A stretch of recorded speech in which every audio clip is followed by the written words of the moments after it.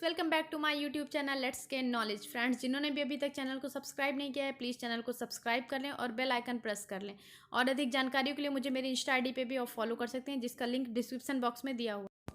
Friends, आज हम discuss करेंगे सीडीपी से रिलेटेड कुछ इंपॉर्टेंट क्वेश्चंस के बारे में जिनसे एग्जाम में क्वेश्चन पूछे जाते हैं। फर्स्ट है कि जन्म के समय शिशु के शरीर की हड्डियों की संख्या कितनी होती है।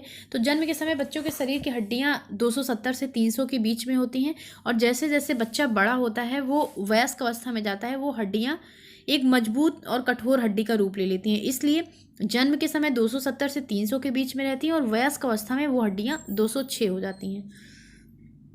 फिर है कि बालक अपनी माँ को पहचानना किस माह में प्रारंभ कर देता है। तो 3 माह में बालक अपनी माँ को पहचानना प्रारंभ कर देता है।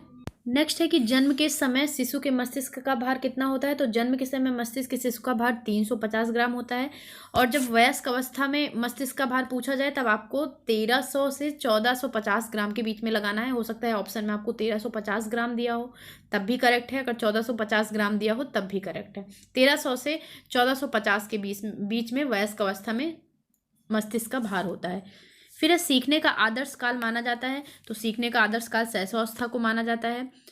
नेक्स्ट है कार्ल सी गैरिसन ने किस विधि का अध्ययन किया था। तो इन्होंने लंबात्मक विधि का अध्ययन किया था। लंबात्मक विधि में एक ही बालक का अध्ययन किया जाता है। फिर है कि भारत में बाल विकास की शुरुआत कब हुई थी। तो भारत में बाल विकास की शुरुआत 1930 में हुई थी। बाल विकास में क्या होता है कि मनुष्य के जन्म से लेकर किशोरावस्था के अंत तक जितने भी परिवर्तन होते हैं उनका अध्ययन किया जाता है। विकास प्रारंभ कब होता है। तो विकास गर्भावस्था से प्रारंभ होता है। फिर है कि बालिकाओं की लंबाई किस अवस्था में बालकों से अधिक होता है। तो बालिकाओं की लंबाई बाल्यावस्था में बालकों से अधिक होती है। नेक्स्ट है कि जन्म के समय नवजात शिशु रोता है। तो नवजात शिशु का रोने का कारण क्या होता है। वातावरण परिवर्तन के कारण नवजात शिशु रोता है। किस आयु काल में मानसिक विकास अपने उच्चतम सीमा पर पहुंच जाता है। तो 15 से 20 वर्ष जिसे किशोरावस्था माना जाता है उसमें मानसिक विकास अपनी उच्चतम सीमा पर पहुंच जाता है। नेक्स्ट है कि संवेदना ज्ञान की पहली सीढ़ी है। यह कथन किससे है। तो यह कथन मानसिक विकास से, क्योंकि संवेदना मस्तिष्क से जुड़ी हुई होती है इसलिए यह कथन मानसिक विकास से है। नेक्स्ट है कि वयस्क व्यक्ति के मस्तिष्क का वजन कितना होता है। तो 1400 ग्राम, जैसे मैंने भी आपको बताया कि 1300 से 1450 ग्राम के बीच में होता है। और फिर है कि 2 बार आने वाले दांतों की संख्या कितनी है। तो 20 दांत ऐसे हैं जो दोबारा आते हैं।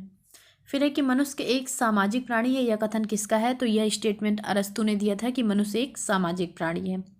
बालक में समाजीकरण का आरंभ किस अवस्था में होता है। तो बालक में समाजीकरण का आरंभ शैशवावस्था में होता है। शैशवावस्था की उम्र क्या मानी जाती है। 1 से 5 साल शैशवावस्था माना जाता है। शैशवावस्था को खिलौने की आयु भी कहा जाता है, जीवन का महत्वपूर्ण काल, सीखने का अनोखा काल, ये सब शैशवावस्था को कहा जाता है। शैशवावस्था में क्या होता है कि बच्चे दूसरों पर निर्भर होते हैं, उनमें दोहराने की प्रवृत्ति होती है कि जैसे आपने कुछ बोला तो वही सेम चीज़ वो भी बोलेंगे, जानने की उत्सुकता होती है, सीखने की प्रक्रिया होती है। तो ये सब चीज़ें शैशव। नेक्स्ट है कि बालक का समाजीकरण किस अवस्था में पूर्ण हो जाता है। तो बालक का समाजीकरण किशोरावस्था में पूर्ण हो जाता है और ये प्रारंभ कब होता है। शैशवावस्था में।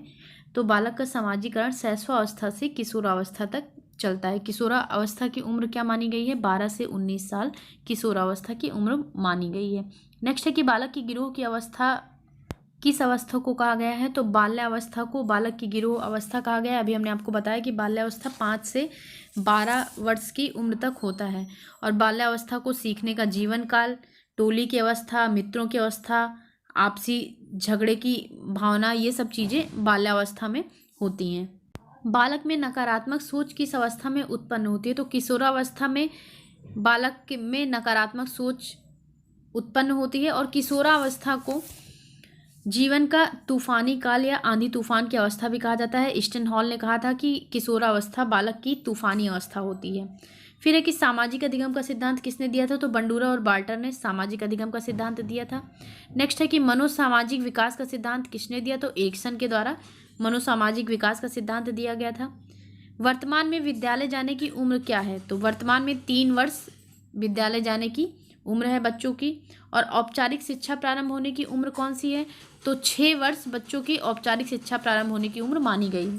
तो ये थे CDP से कुछ क्वेश्चंस जो कि एग्ज़ाम में पूछे जाते हैं। अगर ये आपको वीडियो यूज़फुल लगे तो प्लीज़ अपने फ्रेंड के साथ ज़्यादा से ज़्यादा शेयर करिएगा और लाइक करिएगा। Thank you.